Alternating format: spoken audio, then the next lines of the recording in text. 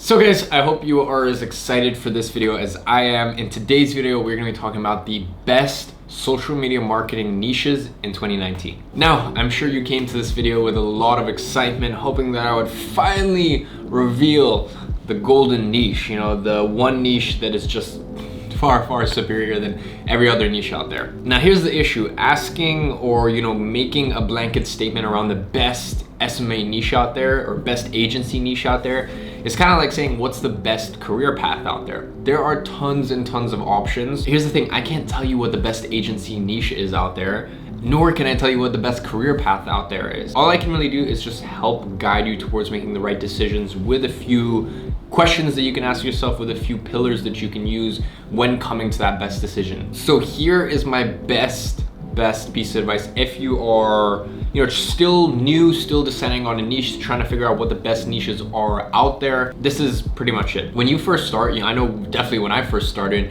I just tried a bit of everything. I had clients in all sorts of weird, wacky niches. My first couple clients, Athlete, which was basically like a influencer agency backend type thing, and then Zebra Fuel, which was like Uber Eats for petrol. And then there was like Furo Systems, electric bike. Like, these are just businesses in just so many different niches. And after that, I kind of honed in, I specialized in on gyms and fitness niche. And that's kind of the one I rolled with for quite a long time. But here's the thing, when you first start, my best piece of advice is start with the niche that you know the most about and you're the most passionate about. For me personally, that was gyms. After I had those first few, I guess, kind of fluke clients where like I sent out an outreach or I sent out DM and it just kind of happened to happen. Like, when you first start, say you're focusing on gyms and some new interesting cool startup comes to you, just fucking take it. Before you reach that 10K a month mark, like, it's just, if a free client is there and it doesn't fuck up your operations too bad, just take them on. It'll be good experience, and it might be a little bit challenging, but it'll be good experience. So after that kind of preliminary phase, I kind of specialized in and honed in on gyms because, quite simply,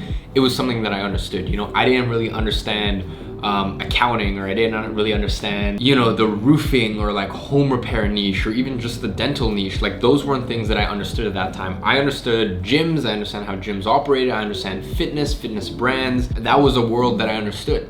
And it was a world that I was really passionate about, so I could speak their language. A lot of, first of all, selling your services to other businesses, number one, and number two, actually delivering on those services and getting results for them, is speaking their language and knowing their world, and more importantly, knowing their business. Nowadays my agency focuses on e-commerce and infoproduct businesses.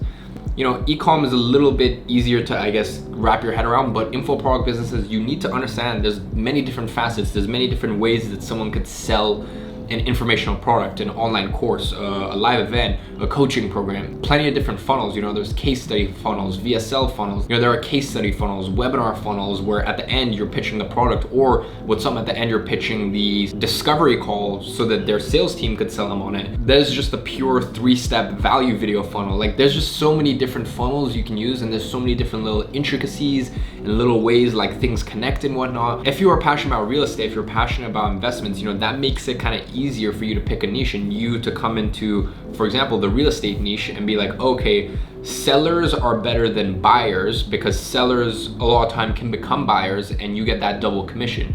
Even just understanding something like that gives you a leg up against the other agency that's just like, oh, like, we just have to get them leads, but they don't understand the buyer psychology, the people who are actually purchasing your client's product or their service. And if you can literally like be one of them, the thing is, when I first started doing gyms and fitness, like, I was in that world, so it's very easy for me to replicate that into the ad copy, or back then I was still doing like social media management, videography, distribution, stuff like that.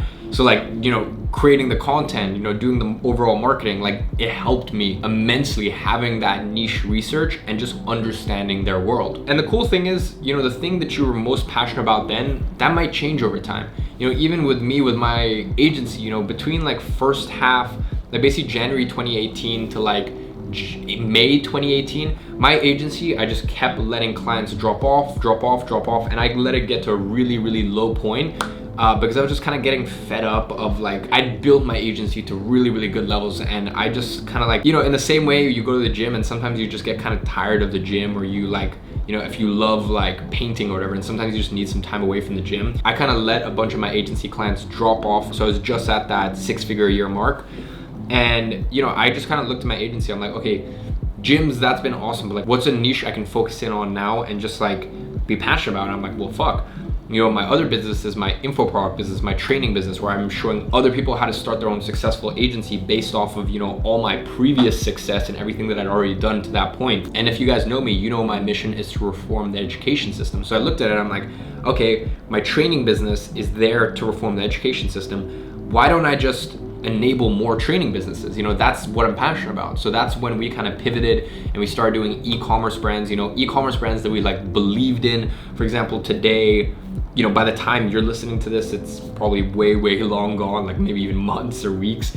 But, you know, today I just got off the phone with a company called matcha.com, and they make the highest quality matcha tea, you know, and they're just about to sign on as a client. Like, that's a company I can really stand behind and I'm super passionate about. You know, matcha tea is like something I really enjoy when I go to restaurants, or like, you know, it's such a, gets me passionate and gets me excited. And I guess that's the thing that I kind of learned with your agency, is have a niche that you're passionate about. If you are just super fucking passionate about cars, then I think it's a good idea for your niche to be, you know, maybe rental companies or dealerships out there. That would probably be a good niche for you, you know, because you can get excited about it. You can speak the language. When I bring on some of my e-commerce clients, like, I'm excited about the product. Like, I use the product, or I'm about to start using the product, and I can just, I don't know, it just gets me excited. And same thing with the training business. You know, the training businesses, the info product businesses that I represent, like, these are people that I know are doing incredible things in their space, and I believe in them. You know, to give you an example, say someone like Cameron Foose from Iconic Trading.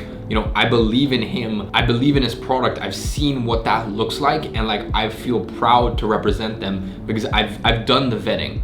You know, I get tons and tons of people coming to me and asking me like, hey, can we work with you? And I refuse people just because I take a look at their product. Sometimes I'll even purchase their product, take a look inside it, and then I come to the conclusion and come to the decision that I can't stand behind this person because I genuinely don't believe in their product or their service. I don't think it's up to scratch. At first, try a bunch of different niches, see which one kind of resonates with you the most. Probably start with ones that you're most passionate about. And then from there, you might pivot and you might change niches. But once you get to the point where, you know, you're maybe 6 months into your agency journey, I strongly recommend just pick one niche. If you still haven't found one that like really draws to you, that's super passionate, find the one that is kind of easiest to get results for, super scalable, and very process systems orientated, which means you can kind of like put the systems in place and kind of have a hands-off approach. Now, the best niches are the ones where they're scalable. You know, you can put systems and processes in place and have a good team, and you know, it doesn't need your involvement 24/7. And then lastly, one that you're passionate about. And you know, I can really say that, you know, towards the middle to back end of 2018 going to 2019,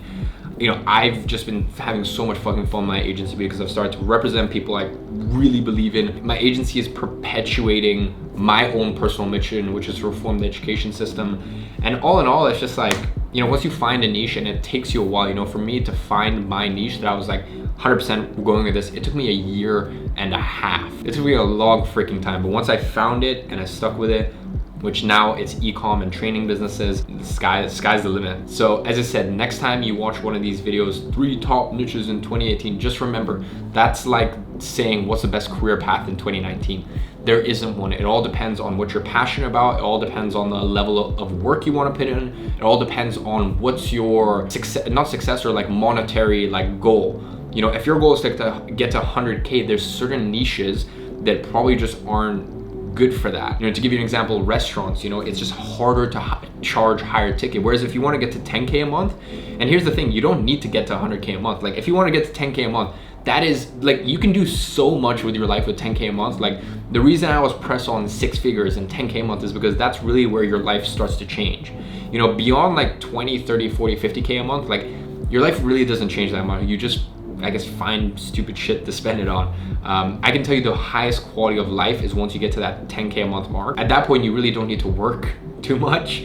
and you also have a lot of disposable income. So, you know, if you want to get to that 10K a month mark, restaurants is a perfect niche for that. It definitely works. But if you want to get to that 100K a month mark, I personally would refrain from restaurants. These are all just kind of things to think about, and I think only truly you can make that decision. But if I can leave you with one recommendation, is look at where your passions are, try to get into those niches, try them out for the first 6 months, just try a couple of different ones, and after 6 months, lock in on one and specialize in on that, because that's really how you make the big bucks, how you can streamline your operations so that when a client signs, it's not like, oh, what do we do now? It's just like, oh, we put them through the system every single client in this niche goes through. And that way, you know, for example, either you or your team, whoever's running ads, or, you know, whoever is, for example, say you're doing social media management and, you know, their growth and content, even, you know, if you're having to write their captions for their social media, or someone on your team is, that way they can get familiar with the niche, the language, etc., etc. So guys, that is how you find the best SMA niche in 2019, rather than me telling you specifically. So hope you enjoyed this video, and I'll see you in the next one.